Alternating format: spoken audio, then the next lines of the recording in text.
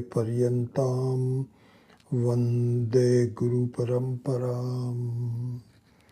ॐ भद्रं कर्णेभिः शृणुयाम देवाः, भद्रं पश्येम अक्षभिर्यजत्राः, स्थिरैरङ्गैस्तुष्टुवागुं सस्तनूभिः व्यशेम देवहितं यदायुः।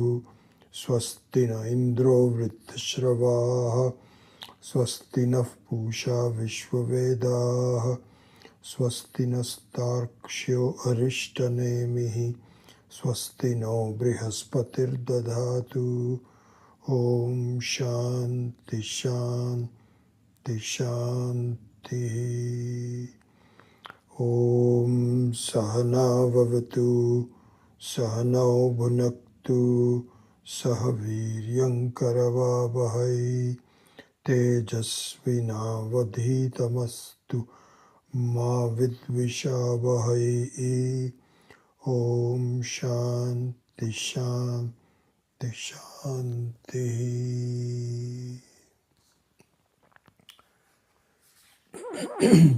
Seventh mantra. Nantah pragyam na bahishpragyam na ubhayatah pragyam na pragyanaghanam na pragyam na pragyam adrishtam avyavaharyam agrahyam alakshanam achintyam avyapadeshyam ekatma pratyaya saram prapancha upashamam shantam shivam advaitam chaturtham manyante sa atma sa vigneyaha.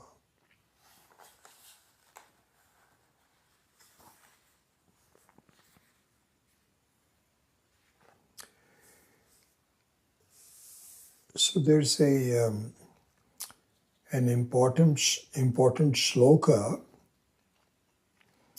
that summarizes the teaching of Vedanta Shastra.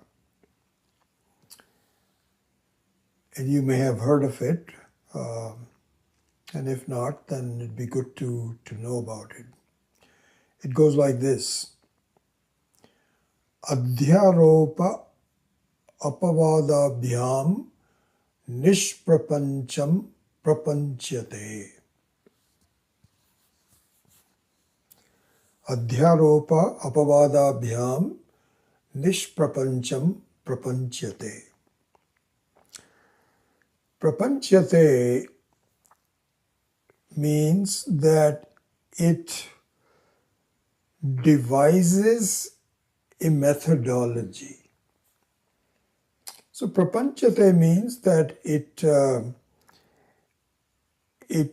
provides a sequence of thoughts based on the 5 elements which are very fundamental to the creation, which is Akasha, Vayu, Agni, Apaha and Prithvi. So that's the prapancha. So here prapancha means that it is unfolded in terms of thoughts. So there's a reason for that, and we will see that in due time. But just to understand this one shloka, it means that the Shastra devises a method which is also called prakriya. What is the method? That is given in the first part of the shloka. It says, Adhyaropa apavadabhyam nishprapancham prapanchyate. There's a lot inside of that. I think we can even have a complete class just on this. But very briefly, in the sequence of what we are doing, Nishprapancha means one which is not variegated, not expressed, does not have any thoughts This is called Nishprapancha,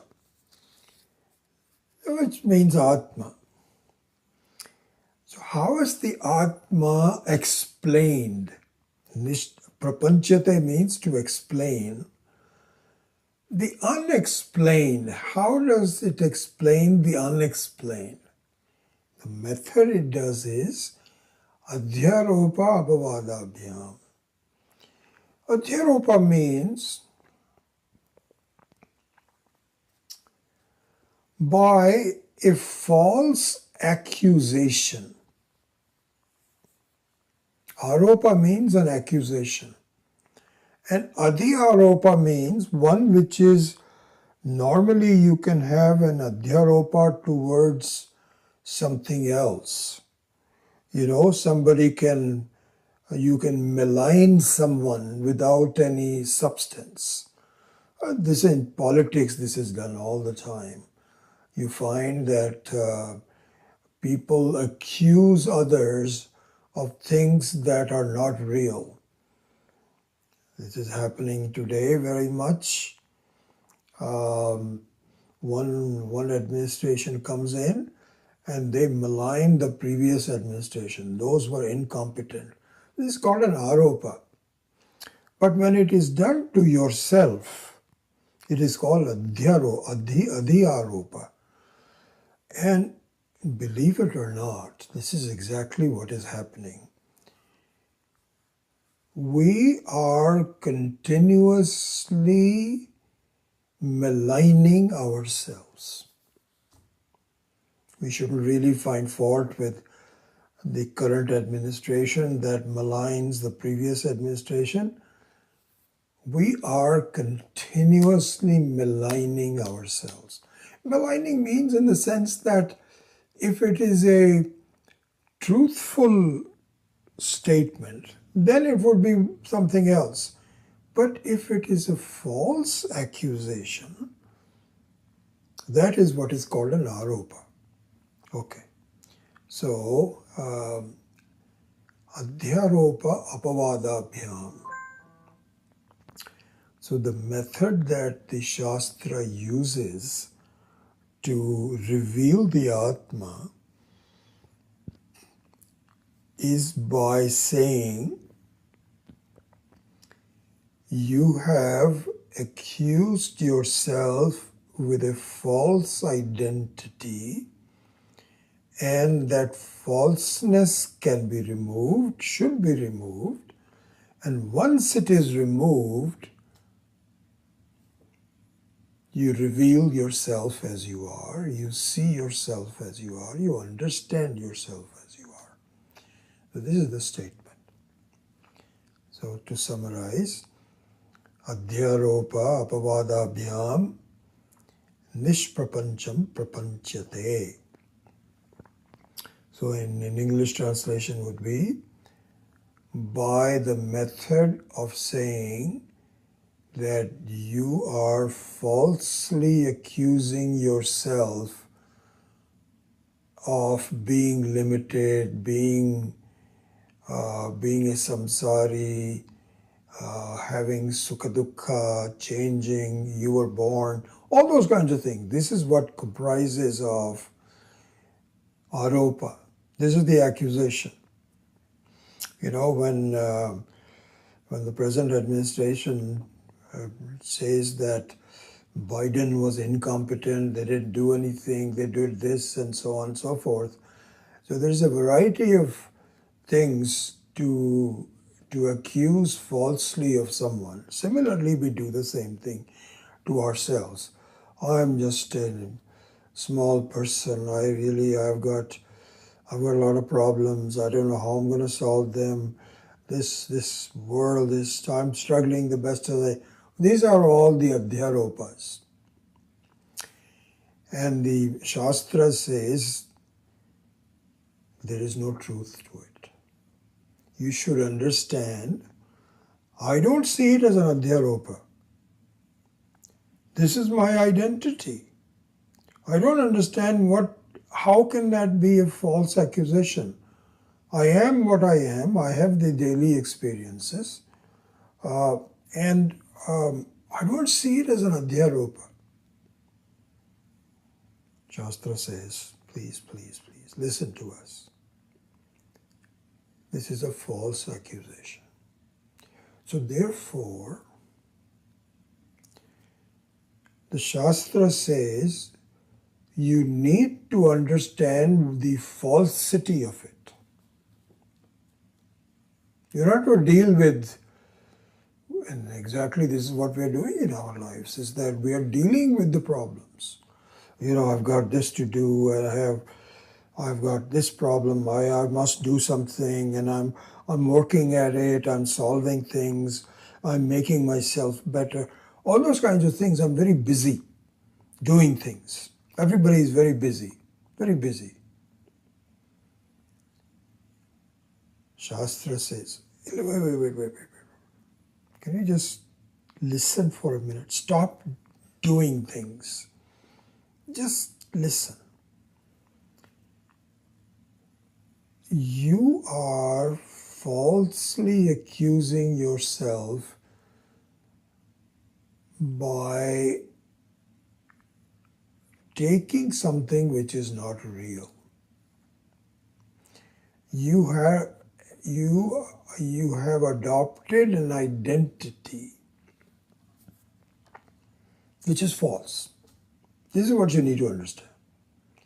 So yeah, if you have to keep doing it, if you have to eat, you have to go to the bathroom, you have to do this, you have to do that, keep doing it. But at the same time, please understand the very nature of your life.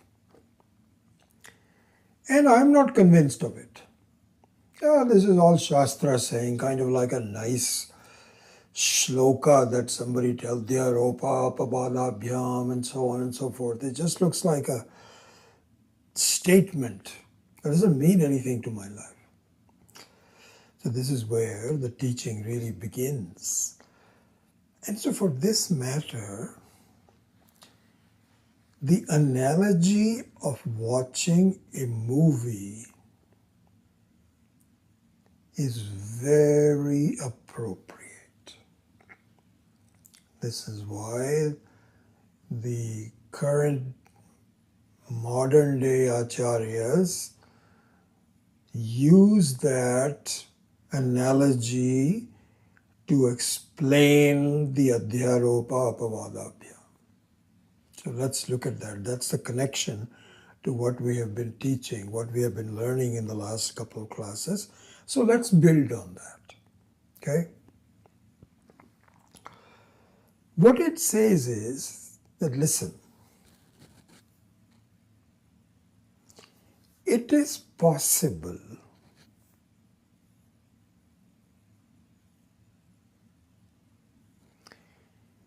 for you to lose your identity through some kind of an experience. Just look at that. You say that this is false, and I don't understand the falsity of it, right? That's the issue. I don't understand. This is who I am. Every day of my life confirms who I am. When was I born? How am I getting old? My body is getting old. My relationships. This is who I am. This is my experience. This is my identity. So the Shastra says, wait. I understand this is your identity, but please understand that this identity is superimposed on yourself. This is an experienced identity. It is not your own self. And I say, really? I don't see that. I don't see how I could get this identity. There the Shastra says, okay, follow this example. You go to a movie and this is this is the setup. The setup is that you have to buy a ticket. You get into a movie house, and nowadays, of course, those are enhanced.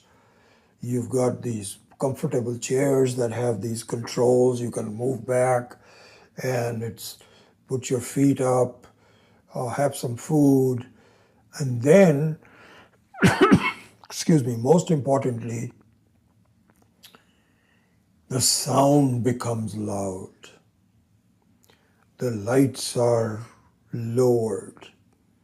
You are entering an atmosphere which is the beginning of losing your identity before you entered the movie house. It's all part of it. It's all part of it. Because, this is exactly what happens if you're watching a movie on your cell phone. It's very confusing because you are holding the cell phone. You're not following the script as overwhelmingly as it happens in a movie screen. So going to a movie screen is a very good example. Okay, so this is what happens. Sound is, now you have these three-dimensional movies and all, anyway, it doesn't matter. Then the plot starts, the movie starts, and you are now engaged with your eyes, your ears, your mind, and very soon you adopt a new identity. This is important to see. You are immersed in a new identity. And you have given up your original identity. And if the movie is well done, well produced, you adopt this new identity and you behave as a participant in this new identity. You laugh, you cry, then you have both Bahish Pragya, as we saw last time, and Antav Pragya. The Bahish Pragya is following exactly the script of this identity. Following it. And you do a good job. You're completely absorbed in doing so. And the Antav Pragya is that you make a comment on it in your own life. Comment on it in your own life means this is also part of the identity because you are fearful of what is going to happen to your person that you are watching. You're fearful. I hope this doesn't happen. I hope she's able to escape this rascal. Oh my gosh, I think she has a good chance of doing so. So you superimpose your own ideas on top of what you're seeing. This is exactly what is called Bahish Pragyam and Antav Pragyam. That you have something which imposes an identity to you, and then you build on it. Isn't it? This is the movie experience. And it's a false experience. It's a false identity. Why is it false? The movie ends, the lights go up, and if you're just sitting there, not moving, the person next to you says, please, can I move? Then you say, okay, I better get up. So the feeling doesn't last very long. And then you have to start searching for you make sure your cell phone is there. You regain your identity. This is what is called Adhyaropa Apavada. isn't it? So going to a movie experience is a very important one. It is a useful one for you to be given an example. Because otherwise what happens is you feel, oh, I don't see any of their opapavada, this is my life, this is it, so on and so forth. And the Shastra also finds, how do I convince this person? So it has to give you some examples. So the movie is one example. Okay? Then we saw, let's continue to build on what we were doing in the last class. We saw that, so the Shastra doesn't just rely on the movie. Because it's very possible that you may not have a movie experience of this kind. There's probably many people in the whole world that have never seen a movie.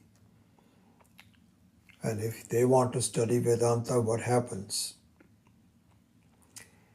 So it doesn't matter, because we have the examples of, this is why we have the Mandukya Upanishad that clearly points out the phases during the 24 hours where I go through different identities. Different identities. So we saw the sequence in the last class, so let me quickly summarize it and then we'll go ahead. So what it says is that, listen, there's actually a lot more to be said, so we're not done yet. This is just a start. It says, listen, just like you are watching a movie where an externally developed script and production overwhelms you, so much so that you lose your original identity and you adopt a new one, so much so. Similar to that, so this is where, what the Shastra says, that please follow my reasoning. I want to teach you. You want to learn, don't you? You want to be aware, you want to be free of your problems, don't you? And I said, yes. I'm a mumukshu. I want moksha. Yes. Not everybody, but a few of us that say, yes, now I want it. Okay. How? So the Shastra says, follow my reasoning. Okay? See your waking state as a movie. And you have to follow it for a while. You can reject it and say, no, I don't see it as a movie. What are they talking about? So on and so forth. Fine. Good. Goodbye. Good luck to you.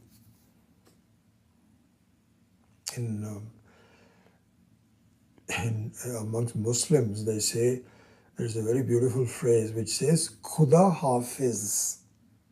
I don't know if you've heard of that or not. Indians may have heard of this. It's called Khuda Hafiz. Swami Akhandananda also uses the same one. Khuda Hafiz means, may God bless you. You do whatever you want to. That's basically what it means. Khuda Hafiz. Khuda means God, Ishvara. Hafiz, I guess, means maybe the blessings be on you. So if you don't want to listen, that's fine. If you do want to listen, then please see your Jagrat Avastha as a movie.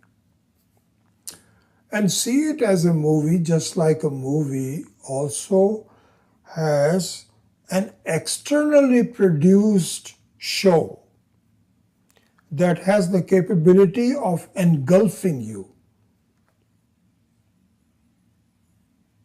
This is exactly what has happened. Externally produced show,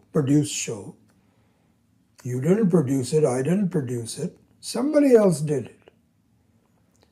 And why they did it, that's a separate issue. We can go into that in more detail some other time. But for the current analysis, this is an externally produced. Similarly, this is exactly what happens if you go to a movie and you're really impressed by it, you try to find out who produced it, who was the writer.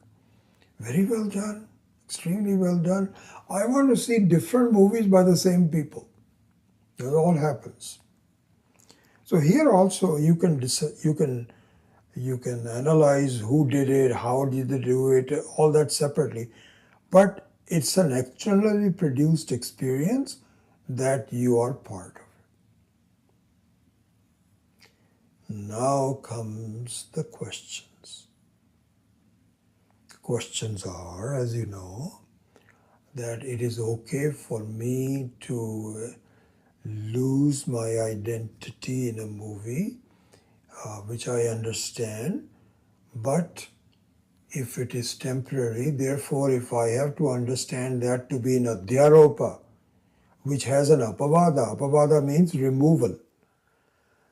If I have to see that, surely when the whole movie finishes, I have another identity that I can go to.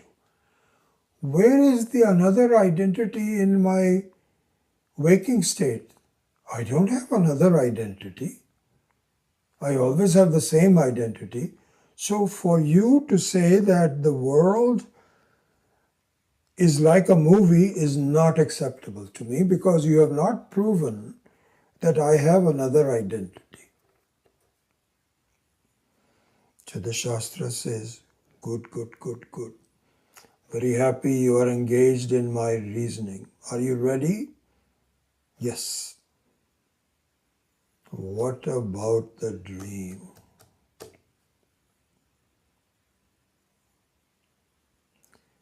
Don't you see that if your identity was real, you would never lose it? Can you accept that? Yeah, but I can forget it. I'm not talking about a casual forgetfulness. Talking about losing it completely. Okay. Don't you see that the dream is a complete makeover?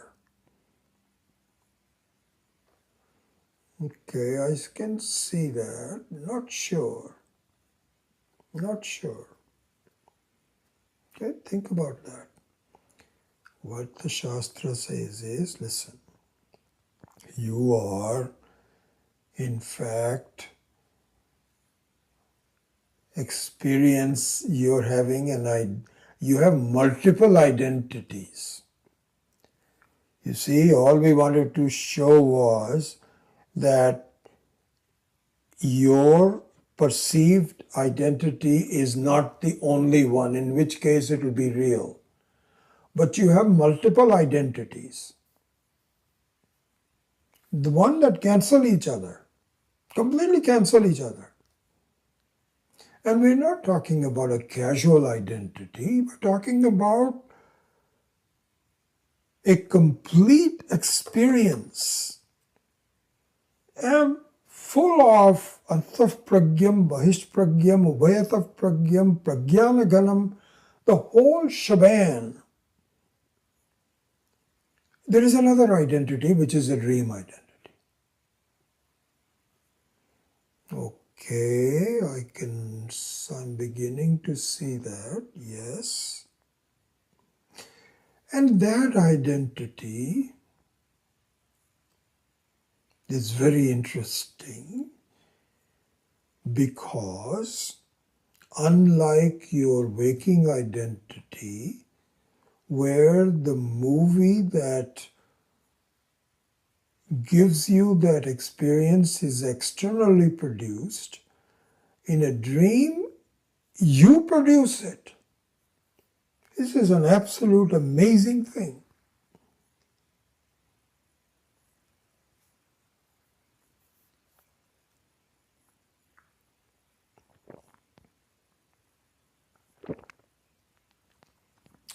Because it is one thing for me to be subjected to an experience which I may or may not like. You may get into a movie where there is nothing but, this is why I find some of the, it's just amazing how the culture moves. There are so many movies. It all maybe starts with the West and then the East adopts it, where violence is celebrated. And violence in some very subtle ways. So, I have all these movies that have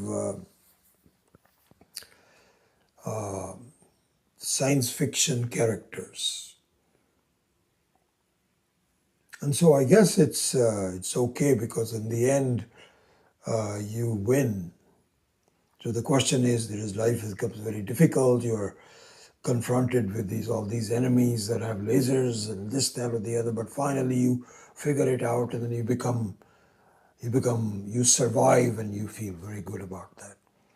But the whole 99% of that is violence, violence, violence, killing, this, that, or the other. And you subject yourself to it.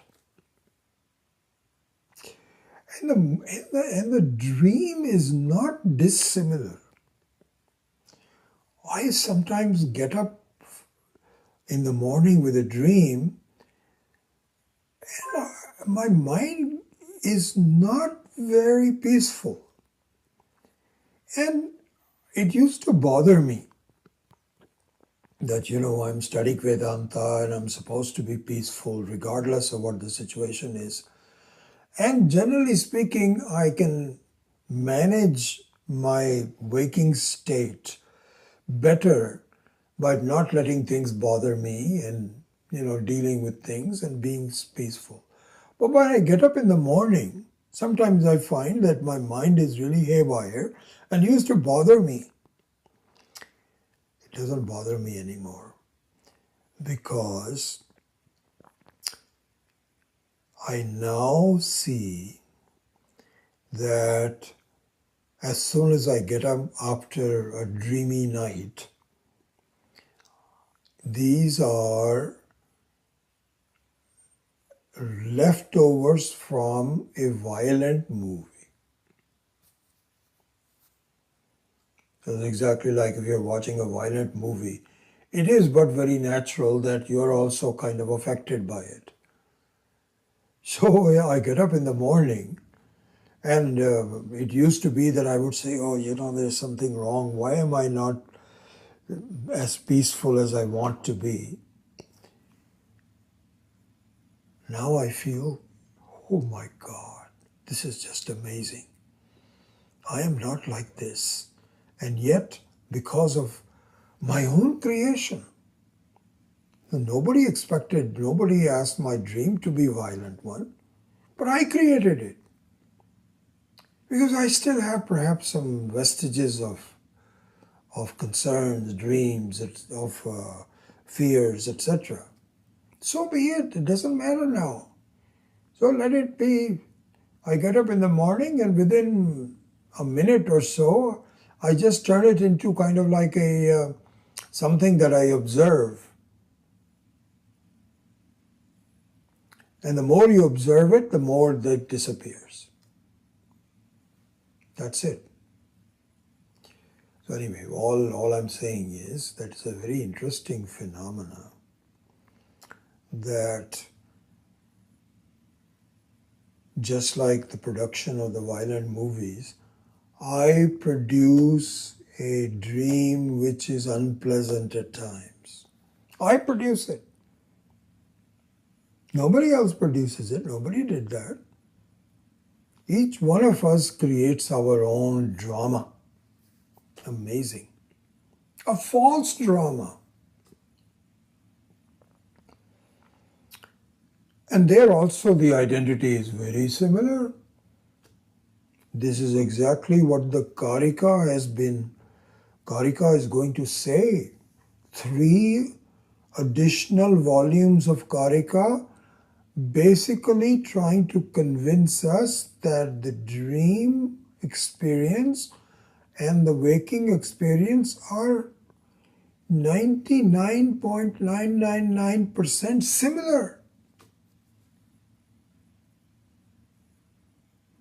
And if one of them is false, the other one is false too. So it's very interesting that I have the ability to be overwhelmed by an experience which is false.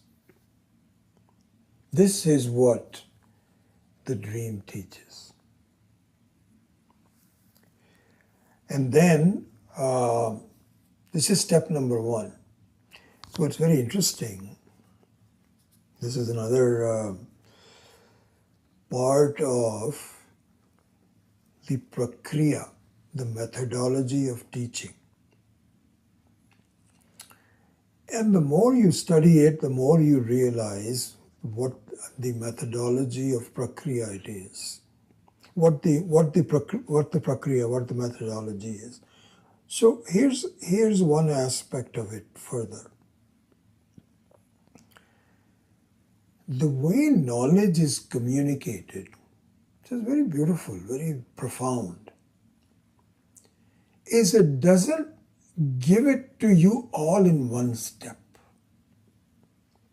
It doesn't work that way. It's not as though you are, so knowledge is given appropriate to the state of the student. Very obvious, even in the worldly knowledge. See how long it takes to educate a human being. How small steps, one word at a time, sentence, ideas, language, arithmetic. How it is so amazing, one step at a time. You can't overwhelm it.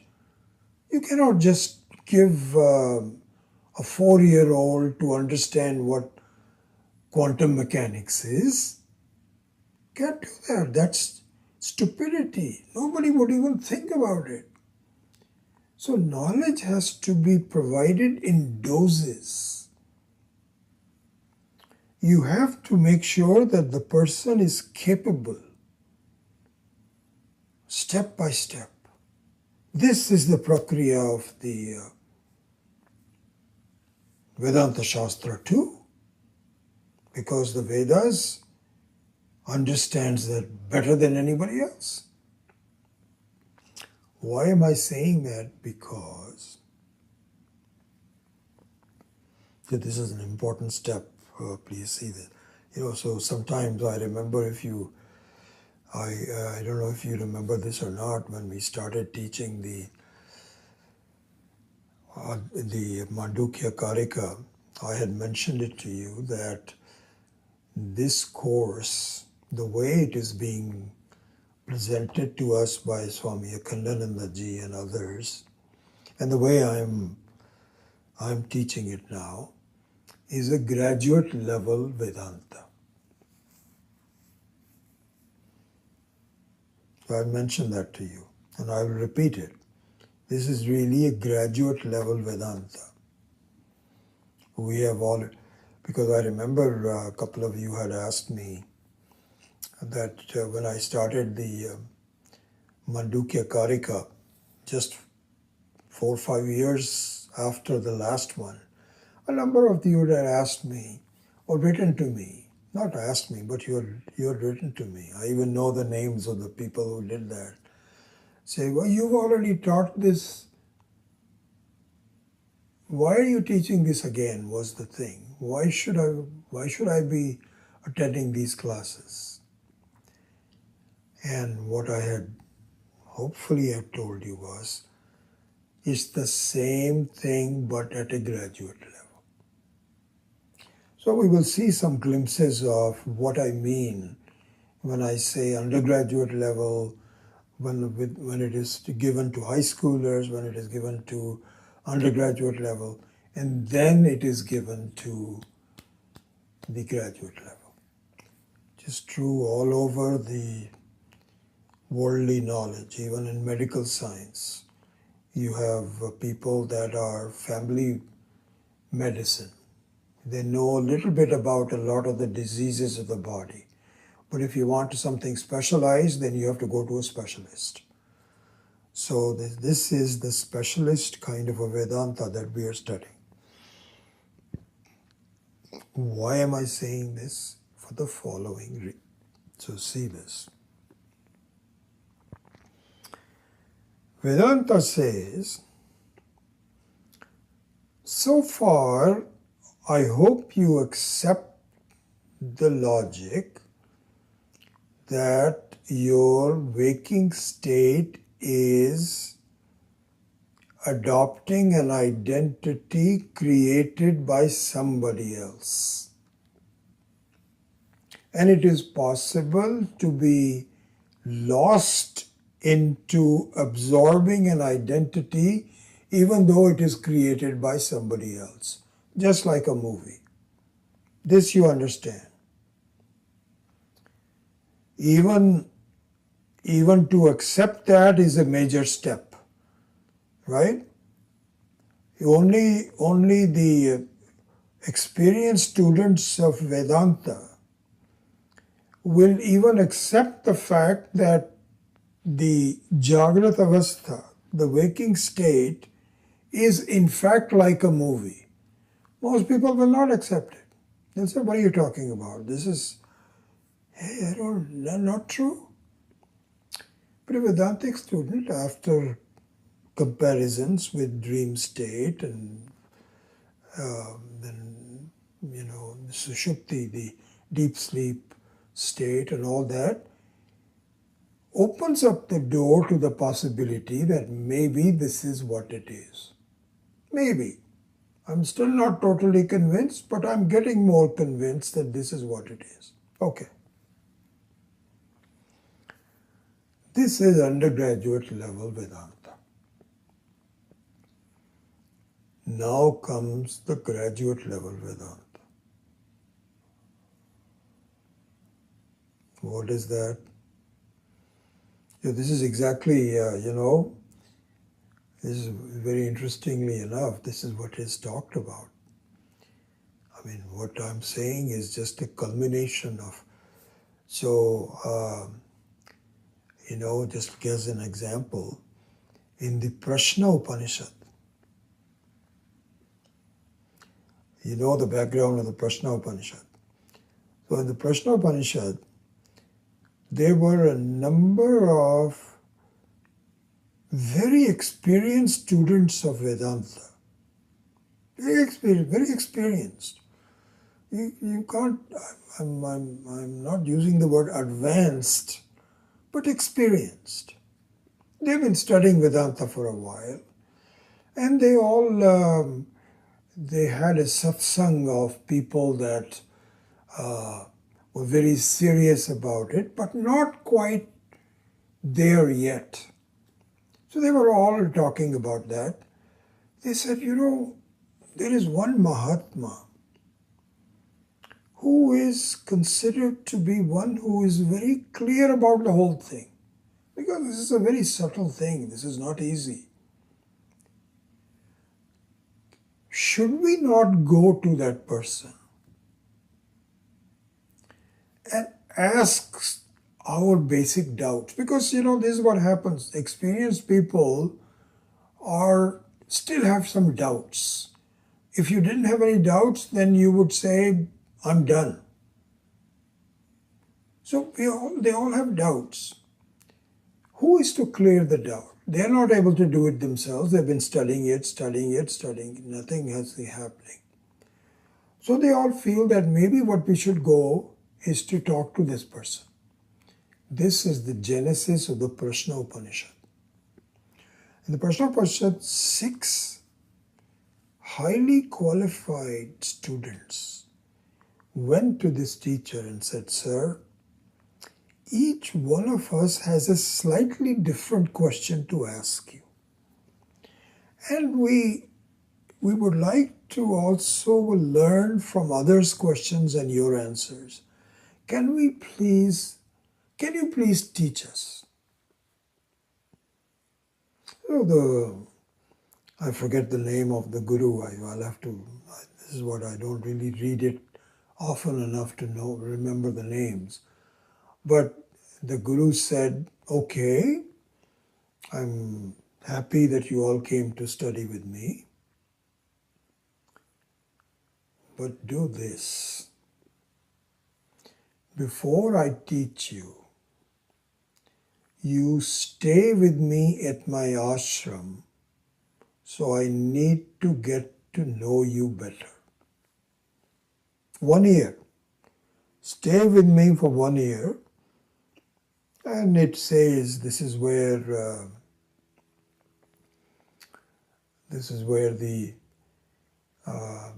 details are given, and it says that you serve the teacher. Serve the teacher means that you become a part of his gurukulam. He doesn't have anybody else, only these 6 people, and you prepare the fire, cook, take care of the ashram, and so on, and just don't even ask any questions. Just do the work, and just show and the teacher just talks about general things about life. Who are you? And do you have brothers, sisters, this, that, or the others? So gets to know you. And then the teacher, this is all given in the beginning of the Prashna Upanishad. Once I get to know you, if I feel you are qualified, I will teach it to you. That is exactly what happens. How do we know if somebody is qualified or not? I mean, even in my teaching, I can tell you that many of you are listening to me, but I am not quite sure how qualified you are. I'm not sure. This is the problem in doing online teaching. Through some of your questions that you asked me, I get a glimpse of where you are. But, so, this is something else for them. Forget about our current situation. But in Vedanta, the teaching is done appropriate to where the students are. So going back to this the graduate level Vedanta versus undergraduate level Vedanta. So the Shastra says, okay, you got it, that the Jagrata Avastha is like a movie, externally produced by Ishvara. This is Ishvara's world. And you're part of it. You didn't decide, you were born into it. And how you progressed, the situations were given to you. Yes, you had a part of it, but mostly it was all externally given to you. Okay? This is what it is, isn't it? Yes. Are you ready for this? This is not true. What do you mean by this is not true? This movie that you are experiencing in your waking state is not externally produced. You produced it. I produced it. How? This is the graduate level Vedanta. And quite frankly, I would say this. Unless you understand this graduate level Vedanta, you will not be able to clarify all your doubts, clear all your doubts. You will not reach moksha. So this is not an option. What is an option, by the way? This is an interesting one. By the way, this is this prakriya, this methodology of high school, then graduate, undergraduate, and graduate, is given in the entire Vedic Shastra.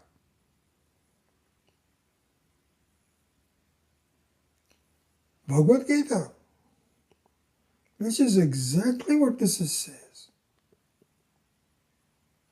There, Krishna says, there is a graduate level Vidya and an undergraduate level Vidya.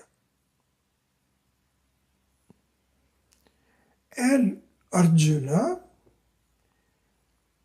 I don't see you are qualified yet for the graduate level. And in order to do so, you have to show me that you are qualified. And when I find that you are qualified, then I will reveal it to you.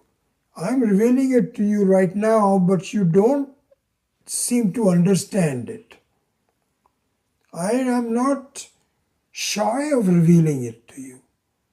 But it doesn't make any difference. You're not going to get it until you yourself become more qualified. And by the way, there is no shame in going through the undergraduate. Everybody has to go through that. Don't get perturbed that you are not a graduate level. It's okay. And if in this life you will not go to that level, that's fine too. We have lots of time.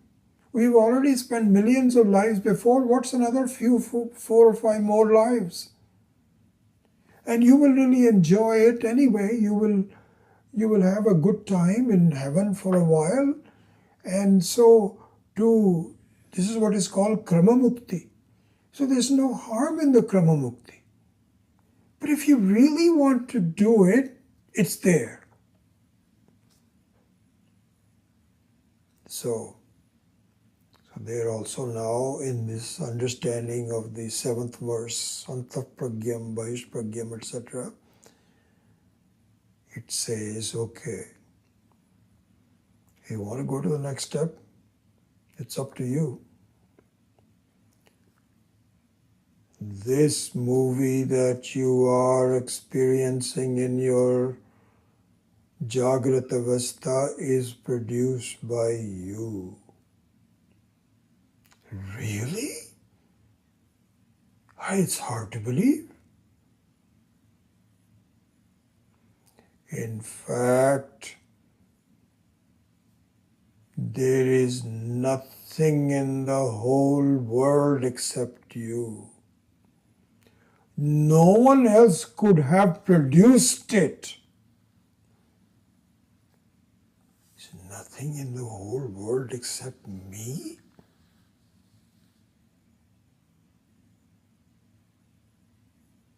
This is the graduate level Vedanta. Well, I don't get it. I don't understand it. Do you want an introduction to it? Yeah, I want an introduction to it. Then keep listening.